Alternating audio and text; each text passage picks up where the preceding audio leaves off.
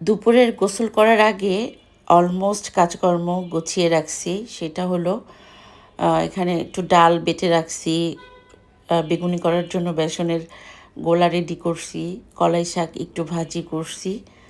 তো তারপর হচ্ছে ছোলাটাও রান্না করে ফেলছি। তো এরপর গোসল টোসল করে একটু রেস্টে ছিলাম।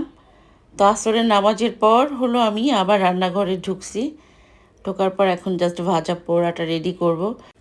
এদিক দিয়ে একটু মাছের ঝোলও করছি টমেটো দিয়ে। এটা মূলত শেষ রাতে খাবারের জন্য।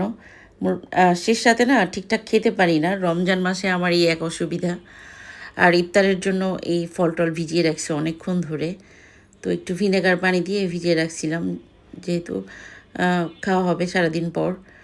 তো হাজব্যান্ড এসে, ওর সবসময় রমজান মাসে ডিউটি থাকে শরবত বানানোর, পানীয় যা থাকে ওটা ও রেডি করে।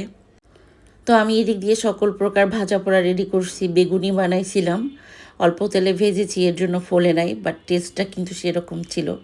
আমার মায়ের গাছের বেগুন। আর শুধুমাত্র ডাল দিয়ে ডালের বড়া করেছিলাম। তো ফাইনালি আমাদের ইফতার কিন্তু রেডি।